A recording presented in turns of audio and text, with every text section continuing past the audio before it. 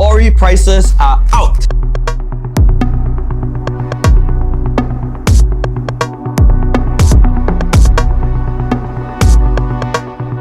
Alright, so today we will have our project review on the prices. So this Orie part 2, updating you as we speak. So if we look at this diagram down here, we have all the Orie prices listed. 1 bed plus study, which is 517 square feet for 1.28 mil at 2476 PSF. 2 bedrooms at 592 square feet at 1.48 mil, 2500 per square foot. 3 bedroom, 850 square feet, 2.09 mil, 2459 PSF. 4 bedroom at 1216 square feet, 2.92 mil, 2401 PSF. 5 bedrooms, 3.48 mil, 1453 square feet at 2395 PSF. Wow, wow, wow. These prices, 2,400 to 2,500 PSF on average, starting from 2395 PSF for the biggest unit.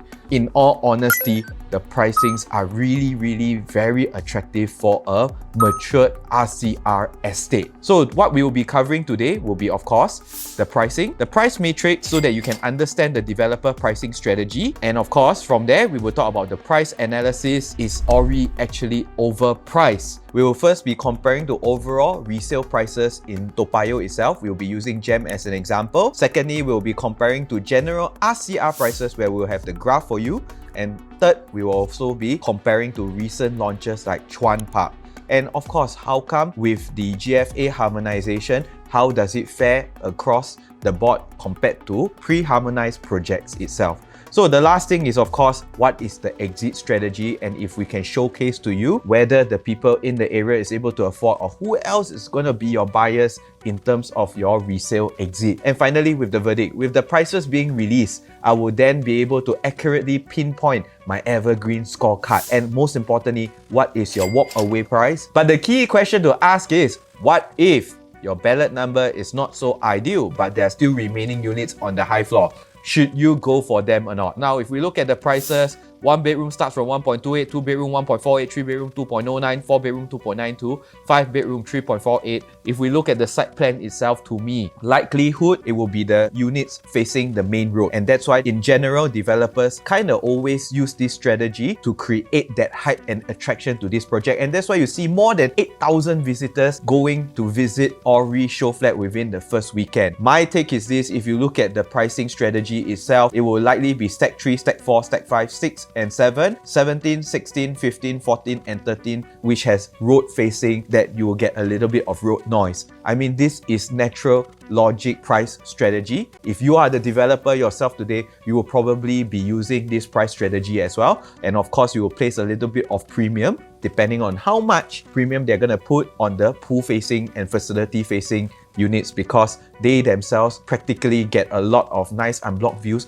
with more peace and quiet as compared to the road facing ones. So now we move into the price matrix. This is the breakdown of the entire price matrix. We have the sizes in the first column, we have the number of units in the second column, we have the launch price starting from in third column. So basically all these here are listed down here for you, so that you can actually pinpoint correctly what are the starting prices, but most importantly, how can we correspond them to the facing. Now, this general price matrix is used for your own overview and the own pilot view whenever you are balloting or analyzing, because from here we have the breakdown of prices based on the PSF, all the way from 2,400 per square foot all the way until 3,000 PSF. Generally, this also indicates the quantum that you will likely be paying. Now, moving forward, there are definitely advantages and perks dealing with established renowned developers like CDL, Sekisui House and Frasers. Why I say this is because they have taken the initiative to release their per floor jump and price increment stages and milestones, giving you a clear and certain vision ahead so that you can facilitate your planning. They understand that during the ballot process, there might be emotions, that might be hype, and it might cause you to make decisions that you may regret or may have any remorse form along the way.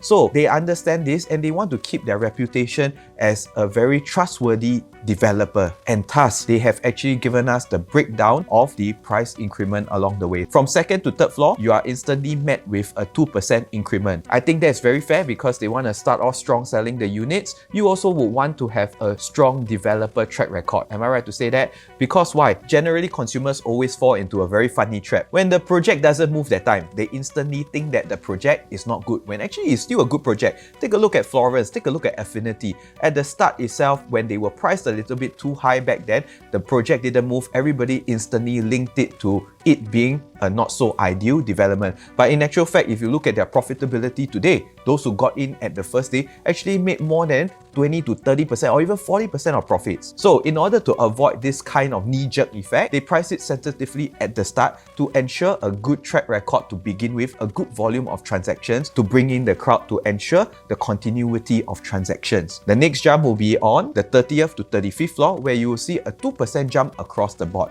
So by having such certainty given out by the developer, it really avoids the frustration on that day itself. I would not want to name one of the previous launches. On the day itself, suddenly, suka-suka, they call for toilet break. You know, whenever we hear toilet break, very scary one, because means what? The developer is going to increase the price. And by then, should you walk away or should you continue? You are met with that kind of dilemma as well as the kind of frustration and emotions. These renowned and established developers want to really give you a good experience purchasing from them. In that sense, you will also continue recommending your friends over to their next few projects, and that's how professional I like them to be. So by stating this, they allow the buyers to go in with their eyes wide open with clear certainty and planning, and this will not result in dropouts in the future as well. Why this is so important is because you also don't want suddenly the property sell finish on the first day or ballot finish on the first day and you have multiple units dropping out along the way because of remorse, because of frustration, and because these consumers generally feel that they are cornered into a situation to buy because of the ongoing emotions on the spot. By having such professional work ethic, it really gives buyers a lot more confidence,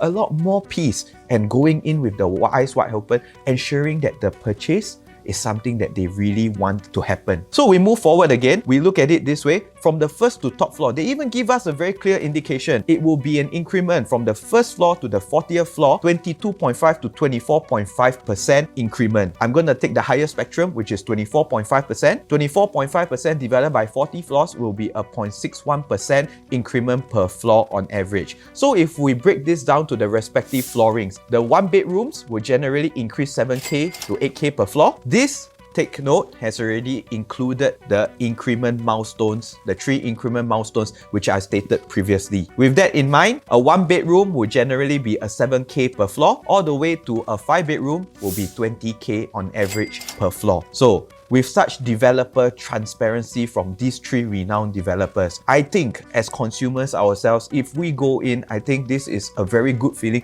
and a very comfortable feeling to go into, because we are doing it in a very professional way with a very clear vision and certainty and transparency of prices down here, so that you will not be met with surprises and be cornered into a situation of frustration, remorse, and all the different emotions coming together. So this is why we did this video today, because we want to offer the same kind of transparency and vision for you. And I hope you enjoy my analysis till this point. Do remember to like, share, and subscribe, and contact me 94569398. There's still a few more days to the show flat balloting and the preview. I want to be there to help you analyze all these. Now, moving forward, price analysis. So with all this price being released, the key question to ask is the Orie overpriced? Alright, so if we look at the land sales here, I've pulled out the data down here. You will realize that the Lorong 1 Toa Payoh, which is Orie itself, it was actually sold on 15 November 2023. These are all the statistics as we show down here, the plot ratio, the site area,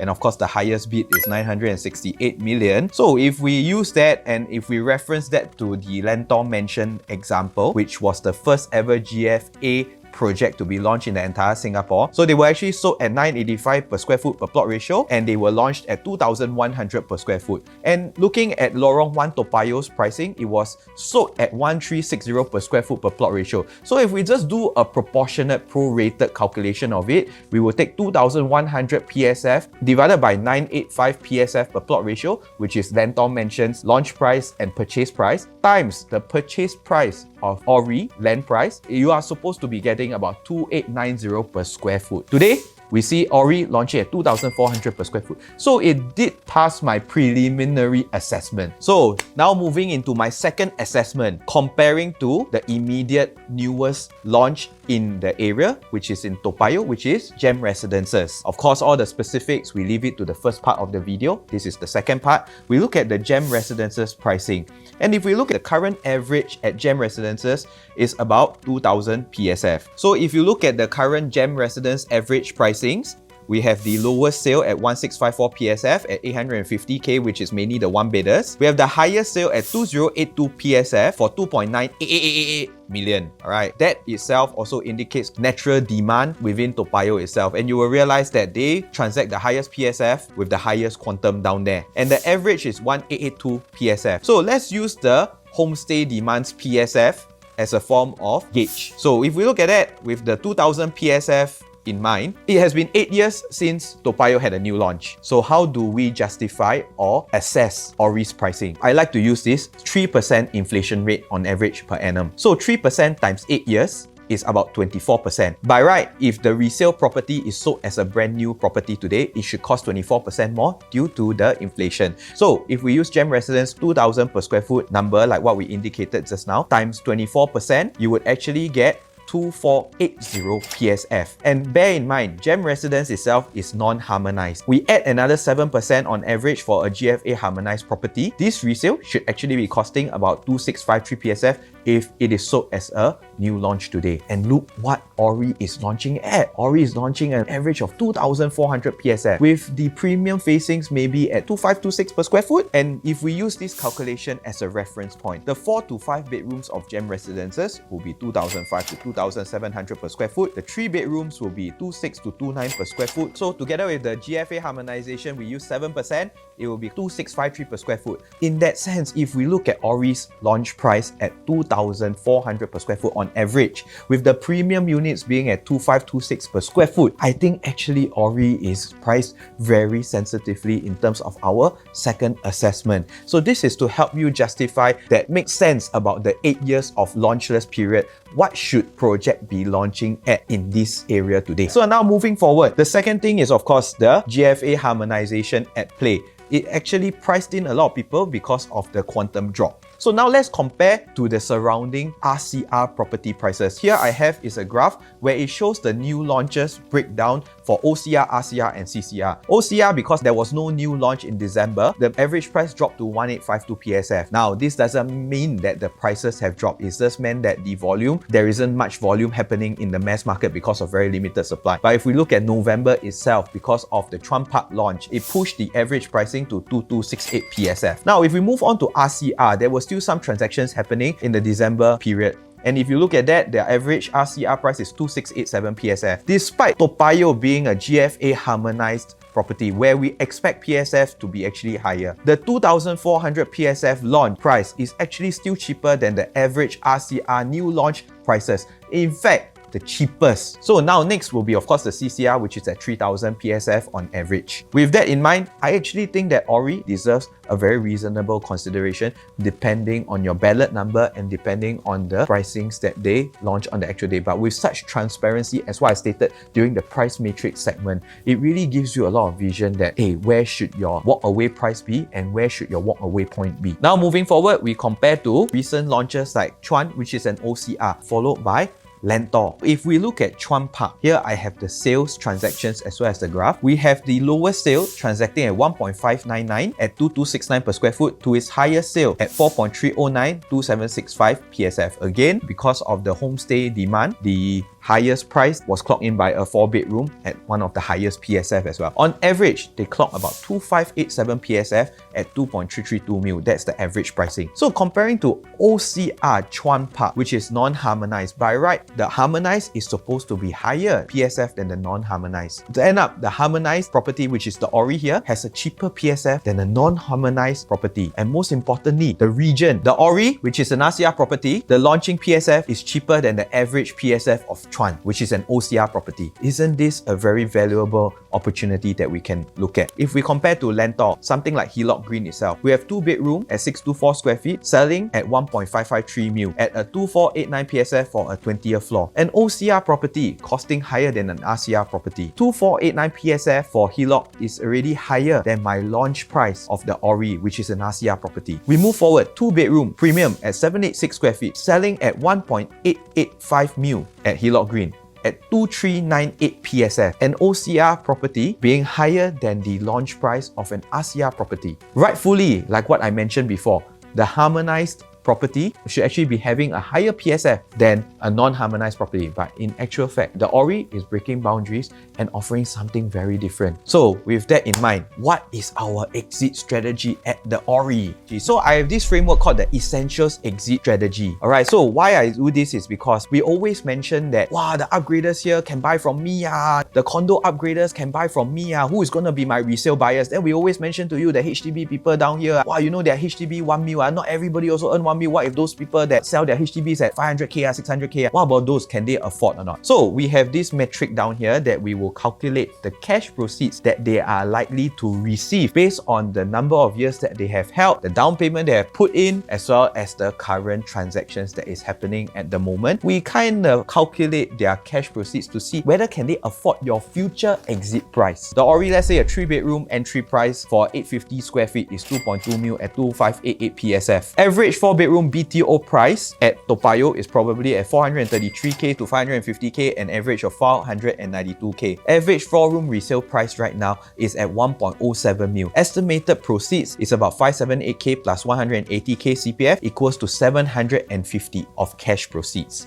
Cash and CPF. Based on the Orie itself that we bought at 2.2, to have a very considerable amount of capital appreciation, we will want to sell it at 2.6 mil. The down payment plus buyer stamp duty itself will require you to have 625k plus 94.6k of stamp duty, ultimately resulting in a down payment of 720k. You will see that the current resale prices of 4-room flats in Toa Payoh, with their proceeds, they are already able to pay for your future exit pricing. Isn't this a very good reference point to look at? Moving forward, if we look at the bigger 3-bedrooms at Orie, we will probably pinpoint the 5-room BTO upgraders to be moving into Orie in the future. So if we look at the average 5-bedroom BTO prices, they will be at 530k to 630k, an average of 580k. Average 5-room resale prices in Toa Payoh right now is about 1.25 million. The estimated proceeds is 580k plus 284k of CPF equals to 864k. Now this is the cash proceeds that they'll be likely getting based on today's sales price. For the Orie, let's say a 3-bedroom 1023 square feet at 2.55 mil, an average of 2,500 PSF. If you want to make a healthy appreciation, will probably be selling at 2.85 to 2.9. The down payment plus buyer stamp duty would actually be about 830k to 840k, which the current proceeds, if they were to sell their HDB flat today, would be well enough to pay for the future exit price of the Orie. So that is the main reason why we always tell you all these upgraders, these condo upgraders,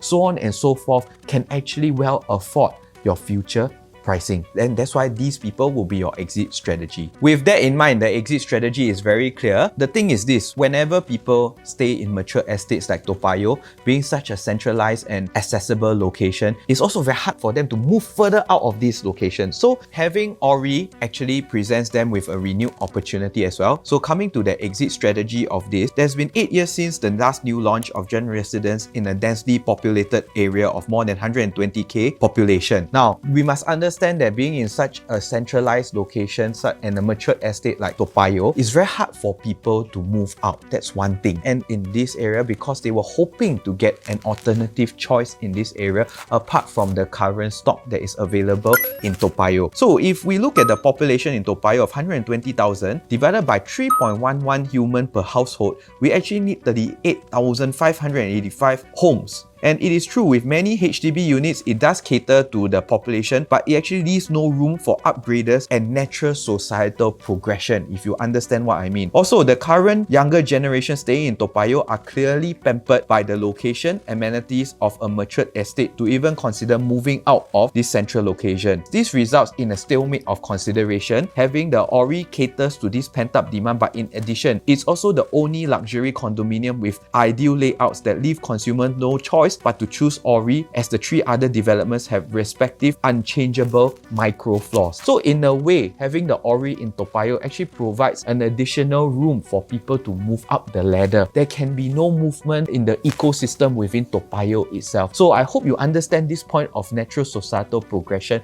and having Orie itself provides this alternative choice to the population staying in Toa Payoh. Now comes the final verdict of the Orie. Based on the price strategy that the developer is giving, I'm really very happy to see what I'm seeing. But of course, what is your walk away price? And if you are given a ballot number that is not so ideal, should you stay till the end and really check out and get the higher floors, assuming they are available? I will of course give you my revised version of the Evergreen scorecard. My Evergreen scorecard is actually an assessment of whether good times or bad times can you still sell or not. And that has largely to do with also pricing strategy, am I right or not? So if you are getting it between a 2,400 PSF to 2,600 per square foot, my Evergreen scorecard is at about 9.5 out of 10. But if you start to inch up a little bit higher, from 2,600 to 2,800 per square foot, my Evergreen scorecard drops to about 8 out of 10 or even 7.5 out of 10. Once you are hitting the 3,000 PSF range, we are definitely looking at something that is about a 6 to a 7 out of 10.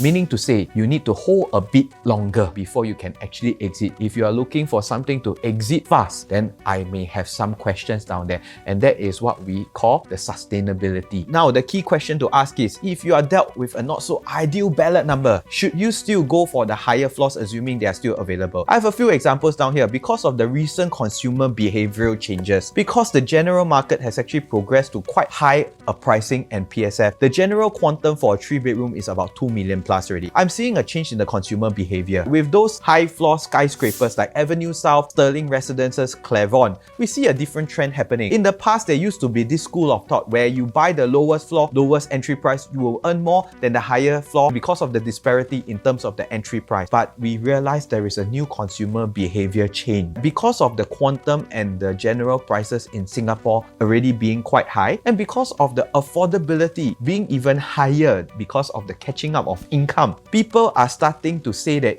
since I'm already paying so much, I might as well treat myself better and pay a little bit more for the higher floors. And we are seeing the trend right now. So here we have 3 bedrooms, Atra, 1044 square feet. The 20th floor, they bought in at a purchase price of 1711 PSF. Within the same holding period, they were sold at 2.45 mil at 2347 PSF, a 636 PSF profit, 663k. Moving forward, if we look at the higher floor at 31 floor, bought at the same time, sold at a similar period of time, they bought about 154 PSF higher at 1865 PSF. At 1865 PSF, based on the previous school of thought, people would have believed that buying the lower floor would have made more profits. But in actual fact, look at the 31st floor. They actually sold at 2.65 mil, about 200k more than the lower floor unit, resulting in a profit of 702,500, about 37 PSF difference in profits. So who says that buying high floor can't make profits? In fact, buying high floor now can actually profit more. Now we move on to another example in Clairvon. Clairvon, 4 bedrooms, high floor versus low floor. If you look at the low floor, 0205, it was sold at a PSF of 1498 PSF at 2.371 mil. Eventually, it was sold in the resale market at 2.938 mil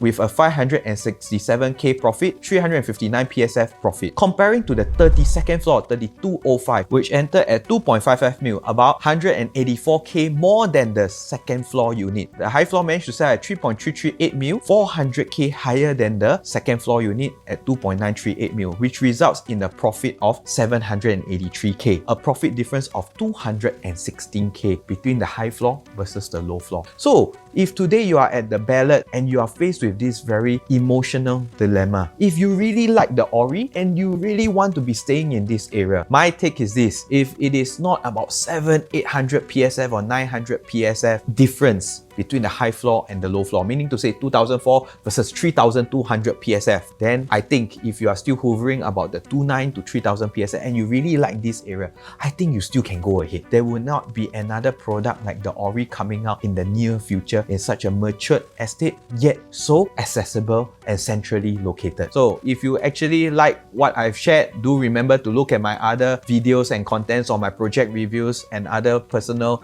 insights and market sentiments. If you like what you see, please remember to like, share, subscribe, and most importantly, contact me if you want a personal consultation so that I can cater to your scenario, because not all units can fit you as well, right? Do not let it become a scenario whereby a project where the unit chooses you. Why not you be the one that chooses the unit?